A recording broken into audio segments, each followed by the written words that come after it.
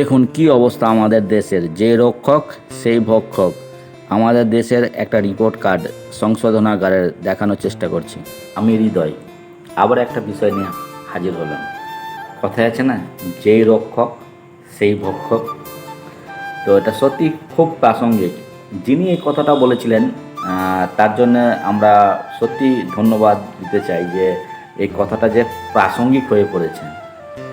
ইতিমধ্যে একটা সমীক্ষা করা হয়েছে, সেই সমীক্ষার মাধ্যমে উঠে এসেছে যে 196 জন মহিলার একটা রিপোর্ট শেয়ার হয়েছে, বিভিন্ন জায়গায় ভাইরাল হচ্ছে যে 196 জন মহিলা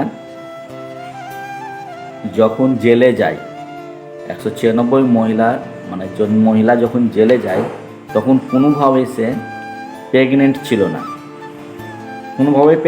না, কিন্তু জেলে যাওয়ার পর প্রতিটা মহিলাই, মানে যে 196 জনের রিপোর্ট একটা এসেছে সেখানে হচ্ছে 196 জনই প্রেগনেন্ট। তাহলে এবার ভাবুন বিষয়টা মানে কতটা খারাপ বা কোন জায়গায় যাচ্ছে। যে আমরা যে জেলের কথা বলছি, যেখানে মানুষ সেফটি থাকবে, আমরা সবাই জানি জেলে বা সংশোধনাগারে যাচ্ছে মানে সেখানে সেফটি থাকবে, খাওয়া দাওয়ার প্রবলেম হতে পারে কিন্তু সেফটি থাকবে।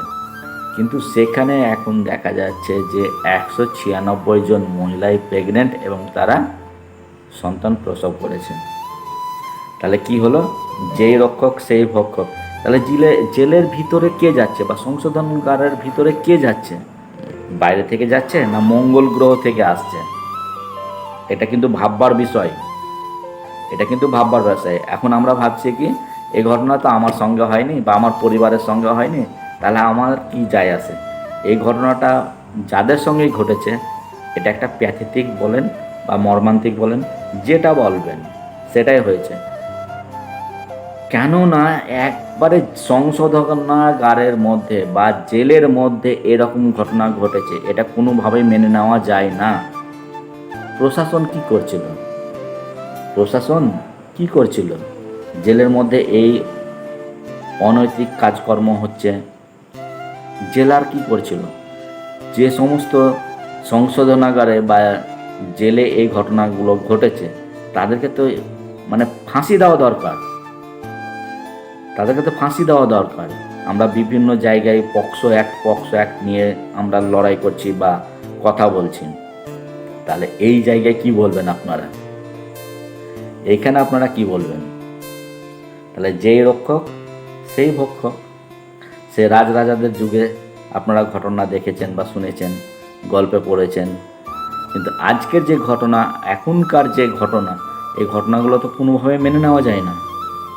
তো এর জন্যে মানে কি বলা যায়, সত্যি সে সমস্ত রাজ্যের বা সে সমস্ত আইনি বিশেষজ্ঞদের বা আইনি যারা আইন নিয়ে পরামর্শ দেন বা পরামর্শ করেন বা কাজকর্ম করেন, তাদেরকে সত্যি ধিক্কার জানাই যে জেলের ভিতরে সংশোধনাগারের ভিতরে এরকম অনৈতিক কার্যক্রম হচ্ছে, সেগুলোকে দেখার কেউ নেই। এটা সত্যি খুব খারাপ বিষয়। জানি না পরবর্তীতে কি হবে, যে সমস্ত জেলে ঘটেছে তাদের সেই জেলারদের কি হবে, বা যারা আইনি বিষয়ে আছেন, যারা দেখাশোনার বিষয় আছে তাদের কি হবে। তাহলে জেলের মধ্যেও এরকম ঘটে, তো এগুলো খুব প্যাথেটিক।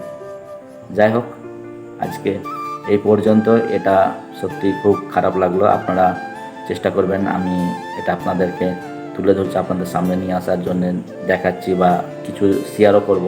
তো ঠিক আছে, আজ এই পর্যন্ত। নমস্কার।